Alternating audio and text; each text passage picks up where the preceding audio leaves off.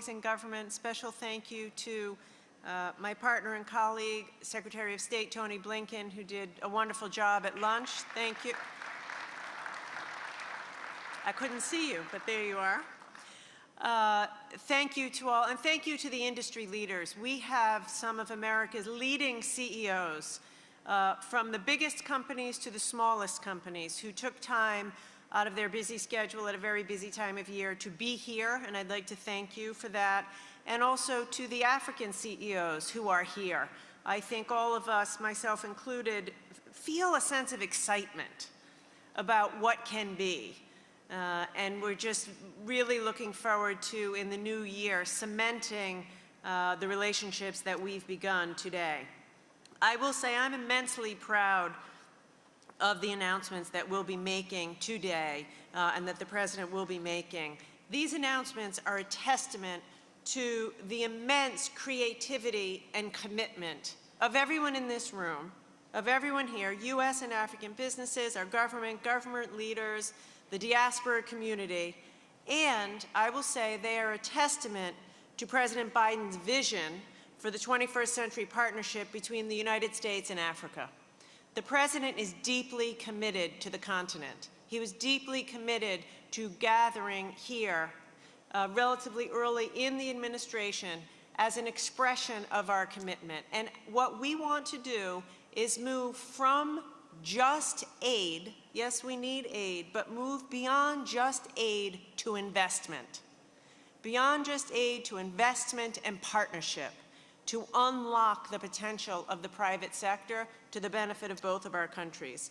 I'll say since the first moment the President took office, he's been committed to rebuilding our partnerships, not just with Africa, but globally.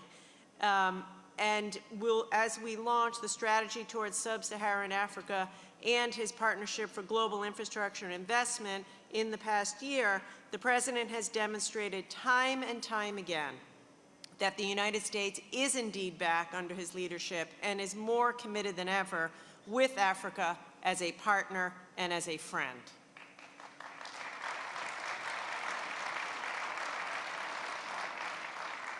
In the months ahead, under the President's direction, we will build on this forum to help drive the long-term prosperity and well-being of all of our citizens.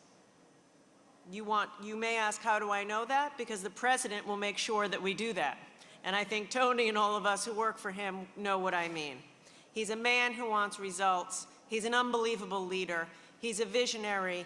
And I am so unbelievably proud to serve under him and with him. So with that, it is my great honor to introduce today's keynote speaker. Please welcome the President of the United States, Joe Biden.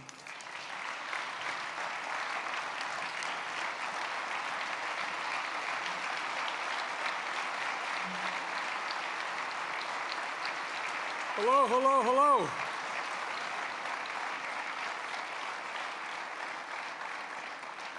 It's good to see you all. Please have a seat. And I know you're saying to yourselves, make it short, Biden. There's a semifinal game coming up. I get it. I see Secretary Kerry over there nodding. Hey, John, how are you, pal? Well, I want to thank Secretary Mundo.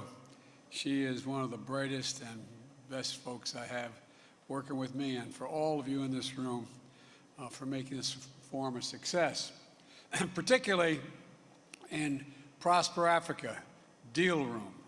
That sounds like something that we shouldn't be saying. Prosper Africa Deal Room. I kept asking, where's the deal room? I think I'm looking at it. Folks, I want to thank you all for being here, particularly since I said Morocco is about to play as the first African nation in the semifinals of the World Cup.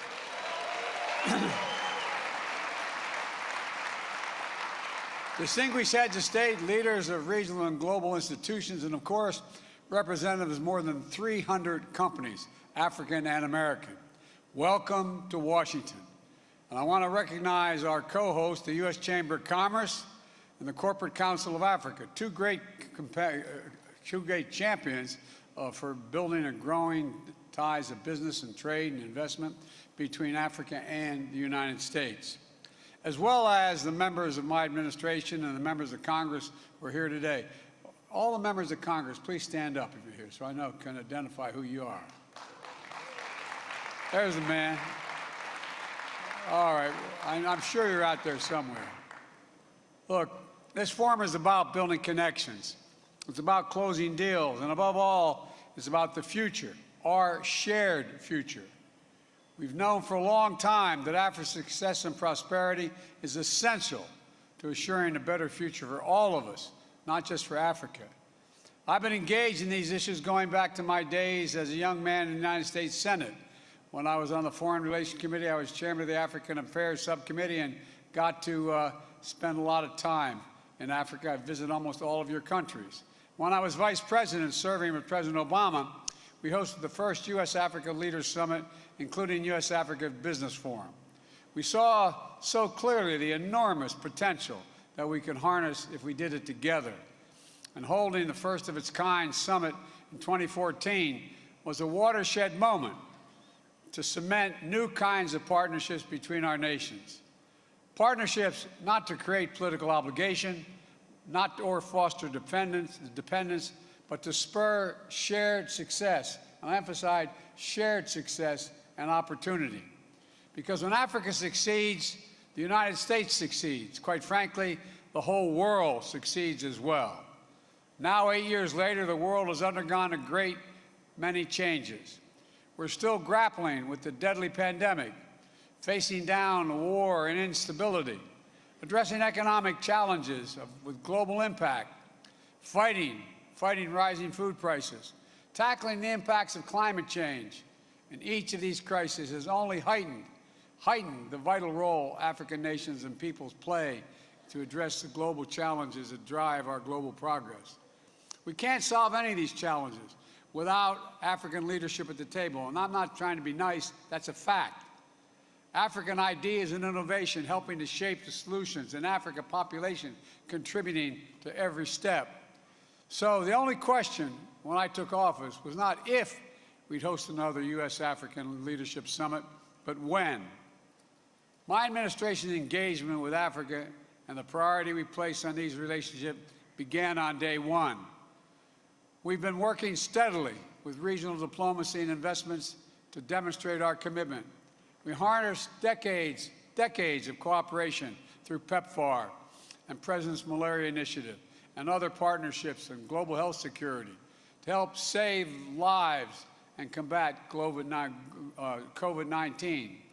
The United States delivered 231 million doses of vaccines to 49 countries across Africa, and worked together with you to get the vaccines into the arms in hard-to-reach communities.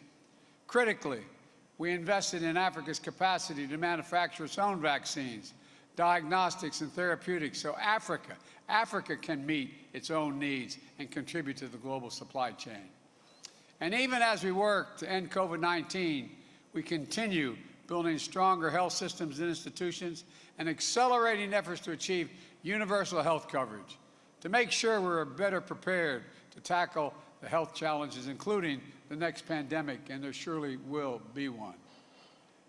We also advanced our commitment to strengthen food security, including expanding the Feed the Future program to partner with 8 additional African countries.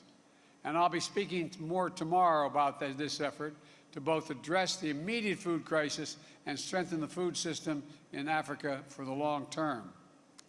We're taking on climate crisis, prioritizing not just energy transition in America, but in nations of all of Africa, and meeting the urgent needs to countries to adapt to the climate impacts that are already here.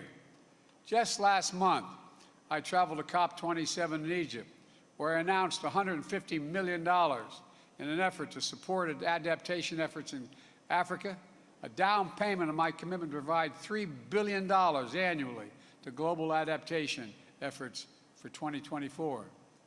And in a year that has seen elections across Africa, we've worked together with the African Union to strengthen democracy and the core values that unite our people, all our people, especially young people: freedom, opportunity, transparency, good governance, Now, you might be thinking, this is a forum dedicated to deepening business ties and advancing two-way trade investments between Africa and the United States. Why is Biden talking so much about all these other areas? Well, it's because Africa's economic transition depends on good government, healthy populations, and reliable and affordable energy. These things business seeks out when they're looking to invest.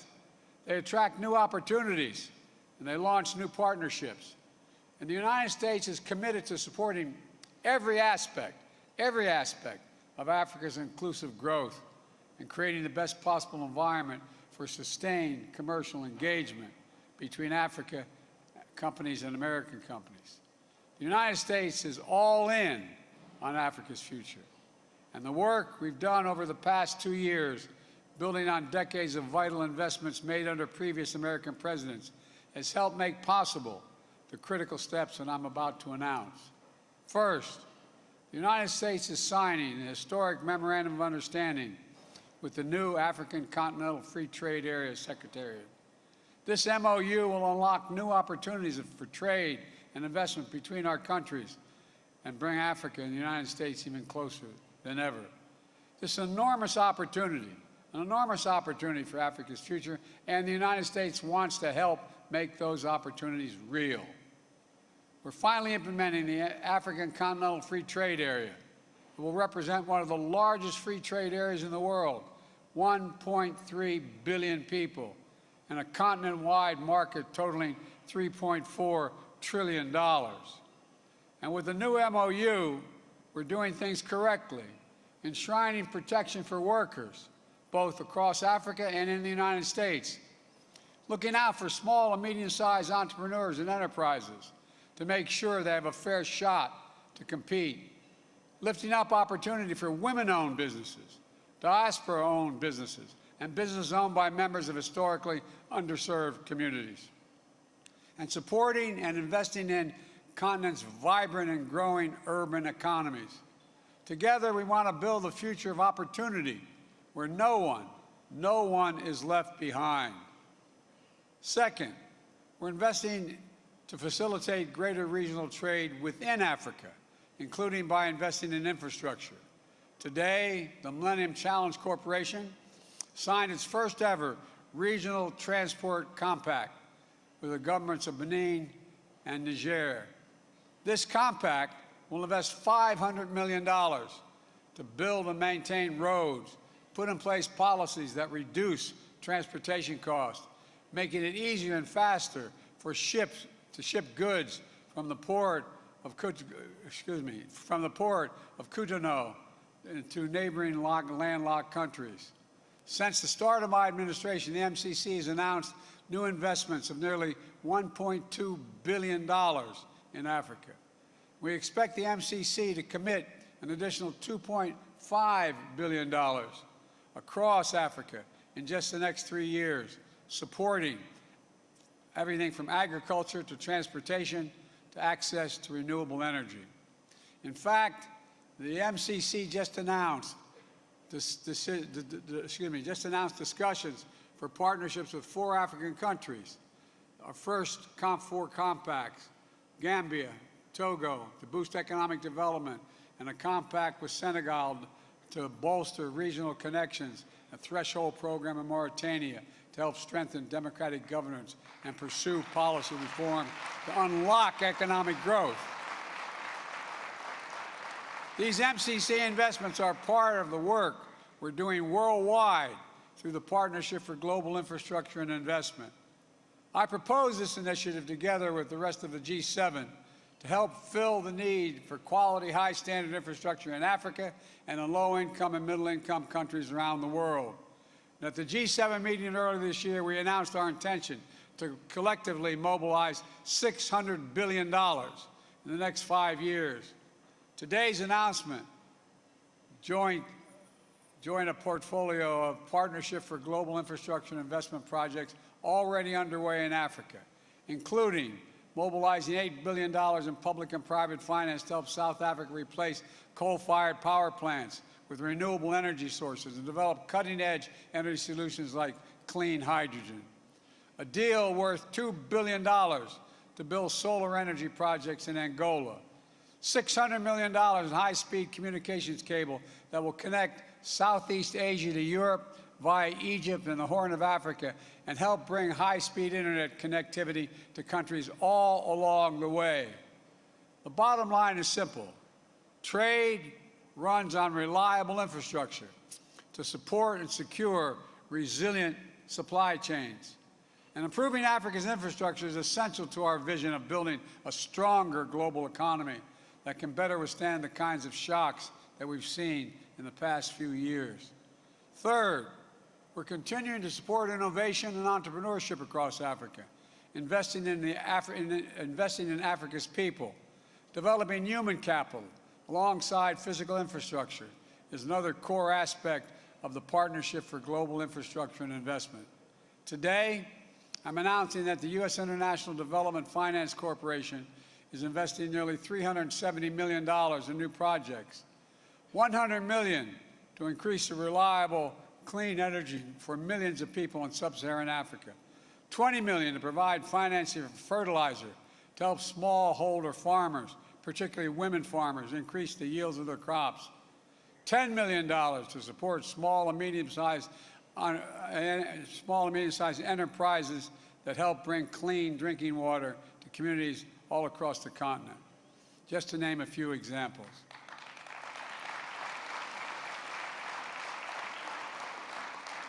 And we also know that one of the most essential resources of any entrepreneur or small business owner who wants to participate in the global economy is reliable and affordable access to the internet. So today, I'm announcing a new initiative, the Digital Transformation with Africa, working with Congress to invest $350 billion to facilitate more than almost $500 million in financing to make sure people across Africa can participate in a digital economy.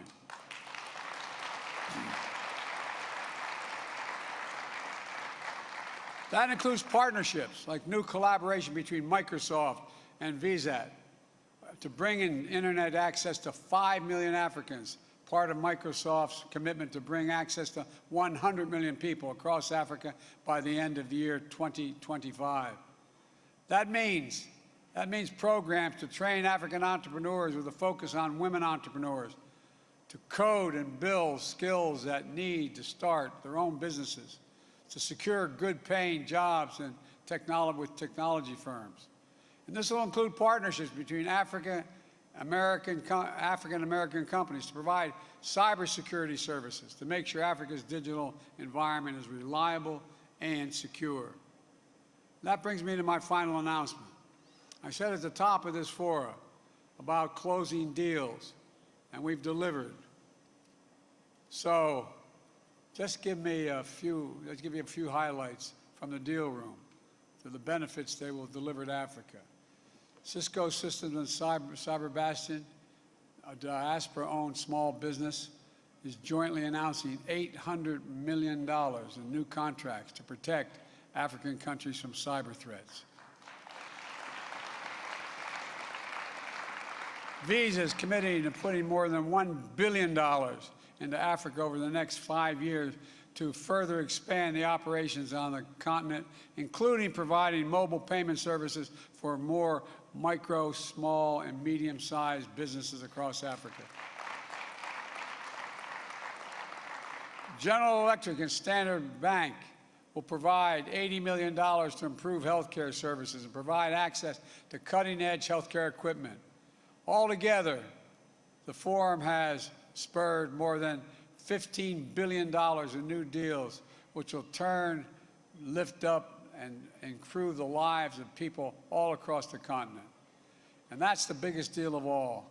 These are long-term investments that are going to deliver real benefits to people, create new good-paying jobs, including here in the United States, and expand opportunities for all our countries for the years to come. All of you, the deals you've signed, the investments we've made together are concrete proof of the enduring commitment we're making to one another, government to government, business to business, people to people. The most important And this is just the beginning. There's so much more we can do together and that we'll do together.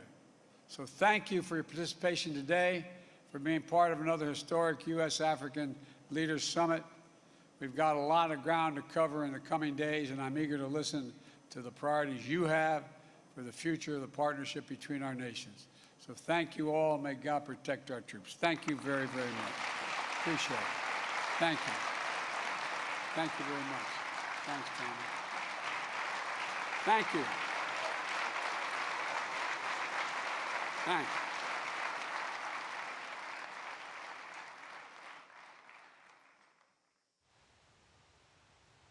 When we get together, gonna be good vibes. Keeps on getting better. We can watch the sunrise. The 2022 FIFA World Cup. We are ready for another Africa battle. We're going to be talking about this one for generations. That power, that passion. The best from the Africans. Who's going to step up? Who's going to be a star? That's why we're watching. We're on the verge of something special. It's a good